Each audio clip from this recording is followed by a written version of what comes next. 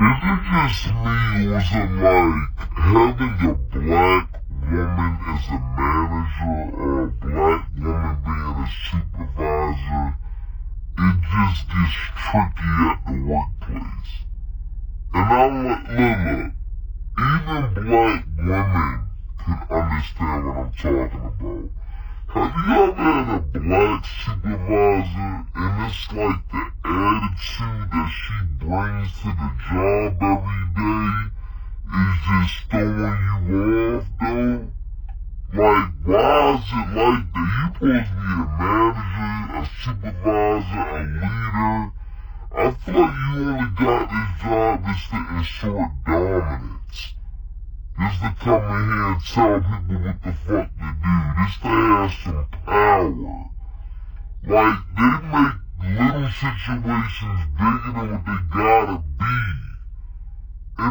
And this is the issue that a lot of your people are having when working in a lot of your corporate jobs, when you have your women who want to dominate these certain areas. Like, let's just be honest here, and you have to deal with so much shit when it comes down to a lot of these women. Now, I'm not going to say it's all women. I'm not going to say it's all women, but I definitely worked for a company that promoted women and prioritized women and not prioritized talent. It's ridiculous. It's ridiculous. So much so that they had an incentive that if you could get a friend into the business, if you can refer a friend to the company, I think you get $100 for an incentive.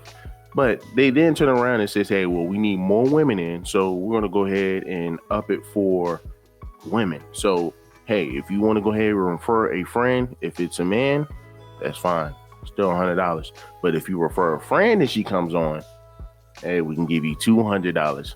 Like, why would you want to do that? And so now you're prioritizing picking women over actual talent, over somebody who actually have skills. And that stuff just bothered me. Because this is the same company where you're able to work, where you're able to have career growth and you're able to work your way up. Because of course, it's like I think it's like a manager trainee program. So you're working with a bunch of people who are coming out of college, who's pretty much your peers. So you're seeing this live care. You're seeing how these people are actually transitioning from being young, being children, being in college, now to having to be in a manager spot, being in a manager role. And you see the type of mindset that they have. They feel that they can, you know what, hey, being that I'm coming into this spot, I can go ahead and bully the scene. I can go ahead and tell people what to do. This, like, and it's like it creates an ego for them. And I'm telling you, being in that manager trainee program, it really showed me how women really can be when it comes down to this power stuff, when it comes down to them wanting to work their way up just like everybody else. They're too emotional. They put too much emotions into it. One female manager, I mean, she got upset because, and mind you, she is like 2 or 3 years younger than me, but she's a manager. But hey, because I guess it's a young white lady, they said, you know what, hey, it is what it is. I guess we're going to go. We need to prioritize pushing women throughout the company because it's, of course, it's a male-dominated industry. Of course, you're going to have some women in there, and I think a lot of women can excel in that company. But when you then prioritize women and you don't prioritize skill, you start to promote women who do not belong in these positions. But this chick arguing, crying, complaining, because the manager that's above her was going to go ahead and buy some food, but you had somebody that was in my position that's below the assistant manager. I guess she complaining because, I don't know, some food was going to be brought that she didn't want. And then I guess the other girl just said, hey, okay, well, that's fine. I mean, I guess we can take this, whatever. I mean, it's just, and the fact that she just made an issue out of it. So then, of course, the young chick, the girl who just started 2 months ago, was like, I guess she was just keep joking with the dang girl. Somehow, some way, they ended up getting into an argument. She ended up taking the girl outside. Now, mind you, they're about like a year apart.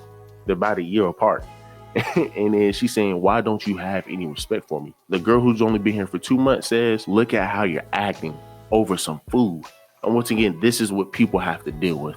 These women try to assert their dominance when it doesn't need to be asserted at all. But here's another sister who is complaining about being up under other woman. Some might say another sister, complaining about their management style. Your worst manager has been a woman, right? right? It used to be really hard for me to admit that the worst experiences I've had with managers, it's always been women. And not just me, I feel like when I even hear stories from other people, it's always like female managers that they're struggling with. I don't know, in my experience, I just feel like I could always tell when my manager was having a bad day in her personal life just by the way she interacted with me, just by her interactions with the team. Like, you could always tell that whatever mood she was because of something personal and that she brought that into work. And then in some cases, they're either weirdly competitive with you or like they kind of want to be your friend in some way. And when you're not like giving that energy back, then they come back with weirder energy. I don't know. It's just so hard to like get into their mind to figure out. It's a lot of mind games, Yo, I feel so bad when I say this because I like to think of myself as a feminist. So for me to say this, it's like, damn, I'm trying to be woman power, but some of y'all suck. It's also a very specific type of woman that makes the worst manager, but we can go into that another time. I think of myself as a feminist. Yeah, no. But for the most part, man, I mean, where is she telling a lie? Where is she telling a lie? And this is just what a lot of people are experiencing. And going back to what the guy said in the earlier part of the video, he's saying that, I mean, hey man, I'm experiencing this a lot from your sisters. I wouldn't say that. I see it a lot from a lot of women, no matter what race. And this one company, the one that I gave y'all an example for, I have tons of stories. I'm talking about tons of stories of where they put women into these high positions of power, being an assistant manager. Then you have like 2 positions that are above assistant manager. Just think it's like you got one that's like a branch manager, and they have put women in those positions of power where they do not know how to run a branch. They don't know how to run a group. They don't even know how to lead a marching band. And people careers are on the line. People don't have time to be dealing with stuff like that. So when you have companies who are just gravitating towards that, it makes it hard for everybody else. It really does. It makes it hard for everybody else. And you have other women who are in the same position as you, who are seeing how bad these managers are. They see it as well, which sometimes for me, because I had it with a girl as well, where within that same company, she saw the same stuff that I saw, and we had the same mindset. So I would just only assume she would never be nothing. She would never be that way. Like I said, I was trying to apply for this company.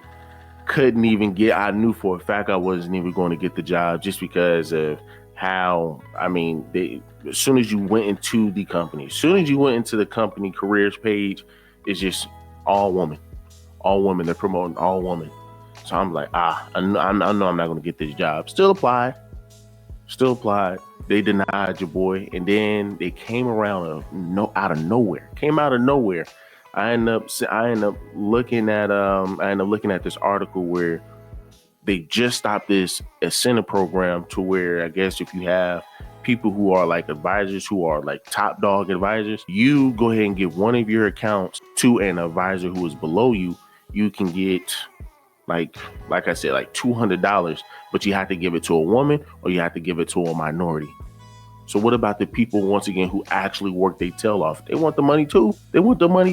But hey, no, we're going to go ahead and kick y'all to the side and we're only going to worry about the women. That doesn't make any sense to me. Once again, guys, I mean, look at this video where you have these women who are proud about the degrees that they have. Hi, my name is Nikki. I'm studying Latin American women in visual culture. Yeah. Hi, I'm Melanie. I'm studying the unseen body and creative spaces, erasure and exposure of the queer. Yeah.